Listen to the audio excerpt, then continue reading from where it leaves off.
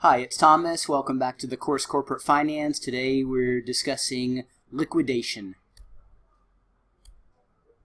Liquidation is a form of bankruptcy in which a company ceases to exist. The company sells all assets. That's liquidating, turning assets into cash, and pays off creditors to the extent the cash covers all creditors, which it usually doesn't. And we'll see how the process of deciding who to pay and how much to pay works in this lecture. Reorganization is when a company restructures, does some negotiating with its capital sources, and then continues to operate, and we will learn more about reorganization in a later lecture. So in the process of liquidation, there is a ranking of claims that's important to understand. First is secured claims, and a good example is a mortgage secured by a building. That lender receives all of their money to the extent that when the building is sold, there is at least as much in proceeds as loan balance. If there isn't, then what will happen is that shortfall will become an unsecured non-priority claim. We'll talk about that in a moment.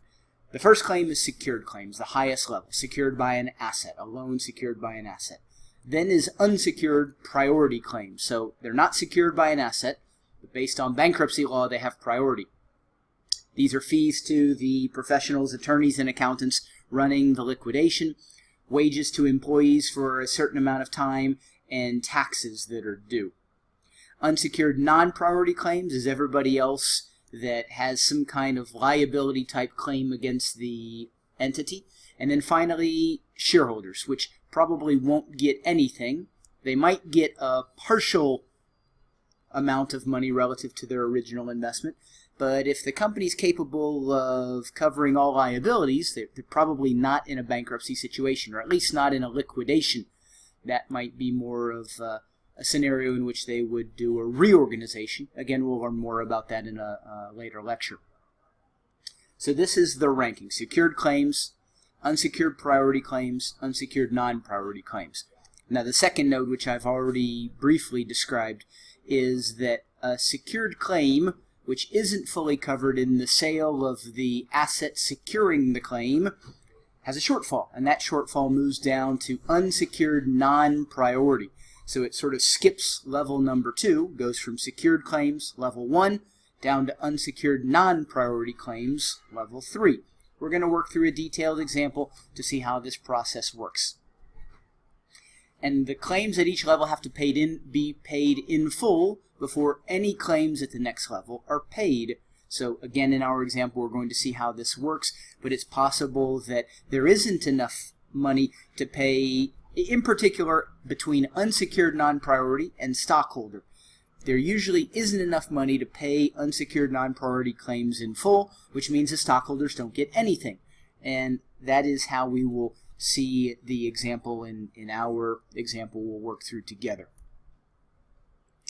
The first document we'll prepare is the Statement of Affairs. We're going to compare the historical cost, or the GAAP balance sheet, to the balance sheet based on net realizable value of the company's assets.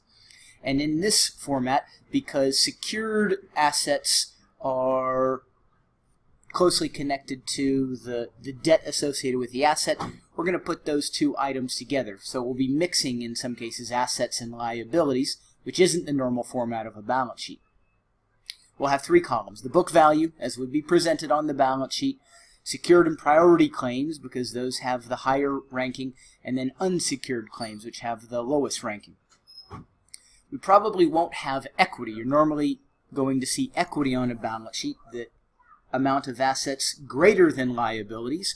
This balance sheet will probably be the inverse. Liabilities will be greater than assets, and that is a kind of negative equity, which we refer to as deficiency. And the final point, the net realizable value numbers are estimates. When we actually liquidate our assets and bring in cash, then the real numbers will be realized. In the market, when we sell, we pay our sales costs. We'll have some actual amount of cash come in. It won't be the exact amount that is reflected in the Statement of Affairs, because these are estimates. So let's look at our example. Our first column, book value. These are the amounts that would be showing up on the company's balance sheet prior to filing for bankruptcy. And in the NRV section, we have two columns, secured creditors and unsecured creditors. So let's look at the process of going from book value to NRV secured to NRV unsecured. In the case of our fully secured creditors, notice at the top we've got secured creditors, and they're going to get all of their money from the asset sale. So let's see what numbers we have. What we're dealing with is property, plant, and equipment, here specifically land and buildings. When we look at net realizable value, where this is again an estimate, we're estimating we're going to sell the building for $60,000. The debt, the mortgage, is $55,000. So when we pay off the mortgage, there will be extra cash, and we're going to move that extra cash over to cash available for unsecured creditors. That was our first category. Looking at the next category, partially secured creditors. This is secured debt, but the asset value is less than, or our estimated asset value is less than the loan amount. So in this case, we have accounts receivable, and we've used accounts receivable as security for a loan. We estimate that we will receive $22,000 upon selling the receivables. The secured loan amount is $27,000, so there's a shortfall there. That shortfall is not reflected here. For now, we're just showing there is zero extra. We'll look at the shortfall in the next slide, but for now, there's zero extra to go to the unsecured creditors. And now looking at our third category, we're really combining two categories here for the moment. Priority and unsecured creditors. We have what will be available for these two groups, our assets available, which aren't assets that are used as security for loans. So we have our assets listed. Notice the difference between book value in some cases and the net realizable value. So as an example, if we look at inventory, we have a book value of $50,000. We estimate that upon sale, net of sales costs, we'll have $55,000. Prepaid expenses, we have book value of $4,000. We estimate no proceeds from prepaid expenses. The difference in equipment, the difference in intangible as well. There will be differences between book value and net realizable value. So now looking at our unsecured creditors column, what we have available for priority and unsecured creditors, because the secured creditors we've already accounted for in the top half of the statement of affairs. We're going to have $82,000 available. Less priority liabilities. What are these? We'll see more about the priority liabilities, but the amount is $15,000. So those are paid priority. Those are paid first. And what will be left for the unsecured creditors? $67,000. Then we have an estimated deficiency. This we'll see when we get to the next slide. What is the amount of liabilities greater than our assets? We have a shortfall. We have negative equity of $8,000. And so when we add that to our asset value, we have $75,000, which, as any balance sheet needs to, will balance. $75,000 will be what we see for our liabilities due. So here we could describe the format as, instead of assets equals liabilities plus equity, assets minus the negative equity equals our liabilities. So let's see what we have on the second half of the statement of affairs. Starting with our priority liabilities. From the prior slide, the amount was $15,000, and now we can see in detail what those items are. Wages and taxes. Those are considered priority. Those get paid before creditors get paid. What we have next in the list is fully secured creditors, and we've already accounted for the fully secured creditors. So when we come over and we look at the secured and priority claims, there's $55,000, and notice there is no amount in the unsecured non-priority claims column because we estimate that when we sell this property, we will cover the loan balance in full. There will be no shortage. Going to the next category, partially secured creditors. In this case, as we saw in the previous slide, we have a loan balance, $27,000, which is greater than the estimated proceeds from the sale of the receivables, and that shortfall of $5,000 moves into the unsecured non-priority claims column. So this extra amount, the shortfall, $5,000, is going to be treated like any other unsecured lender. And there are two unsecured creditors, accounts payable, notes payable. Those are $65,000 and $5,000. And looking at the final number, $75,000. Notice we have no equity amounts. The equity amounts are back up on the first page in the deficit. So our total, $75,000, that's three items. That's the $5,000 shortfall from the loan secured by accounts receivable, and accounts payable $65,000, and notes payable to suppliers $65,000. So we have unsecured creditors now totaling $75,000. So next step is we're going to have liquidation. We're going to sell everything. So the trustee is going to create a new set of records. The trustee will go through the process to sell everything. And if we don't get any proceeds, it's just a write-off of the asset. There's some technical accounting that we aren't going into here. We want to understand from the standpoint of the priority, who gets how much money, how do we calculate the different layers, and then the trustee will pay the creditors based on priority. The secured creditors, they get their money first, then the priority unsecured, then the unsecured. Now we have liquidation proceeds. These amounts won't match the NRVs from the prior information we've seen because those were estimates, and now when we sell, we know exactly what cash amount we have. So let's see what happened when we sold our assets. We sold the land and buildings for $64,000 and paid off the loan. We have an extra $9,000. That was more than we estimated. That's good. Accounts receivable, we were only able to realize $21,000. That's less than what we expected.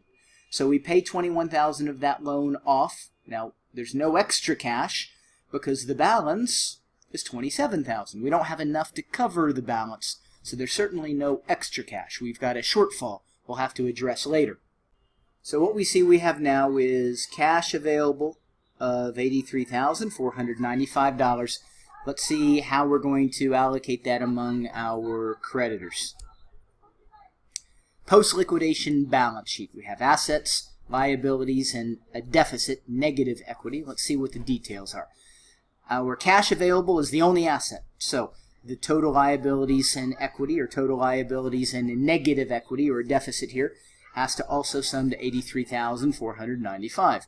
So let's see what all of our liabilities are. When we add them up, notice they add to more than $83,495. We actually have $96,500 in liabilities. So there is no shareholders' equity. The owners aren't going to get anything. We've got to figure out how to cover or how to allocate our cash to these various creditors.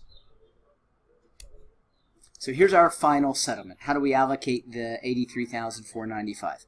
First, we've already paid somebody. We've paid secured creditors. Now, there were two. The loan against the building was paid in full. There was some shortage for the lender who had the loan against the receivables. We're going to see how that shortage plays into this analysis in a moment. So the second category, unsecured priority claims. We had already seen wages payable and taxes. And now we have two more. What are these amounts? Administration and trustee. These are relating to the bankruptcy. And those are unsecured priority. So we add these in and they get paid before other people. We have a total here of $20,000. So what's left is we had $83,495. We've now used $20,000. There's another $63,495, and this is for the non-priority claims. And there's not going to be enough to cover the non-priority claims. Going down to our total non-priority, $76,500. We have 1, 2, 3, 4 parties in this category. Notice the third in the list, the notes payable. This $6,000 is the shortage. This lender was a secured lender. But when we sold the asset securing the loan, the proceeds were insufficient. So the balance of $6,000 now gets dropped into the non-priority claims category. So our process from here is going to be to determine what percentage of payoff will go to the non-priority claims. And the way we calculate that amount is we have $63,495 available. We divide that by 76,500 that is due, and the result is 0.83. We say that the unsecured non-priority claims will receive 83 cents on the dollar in the liquidation, in the bankruptcy settlement. And of course, that means there's no money left over for the shareholders, which is a typical situation in a liquidation. Your shortfall is at the creditor level. There's not going to be anything left over for the shareholders. Their investment will be wiped out. This concludes the lecture on liquidation. When we meet in class, we'll work through a liquidation scenario to make sure you understand how to prepare the various statements, how to complete the various calculations, and arrive here at our final settlement payoff rate for the liquidation.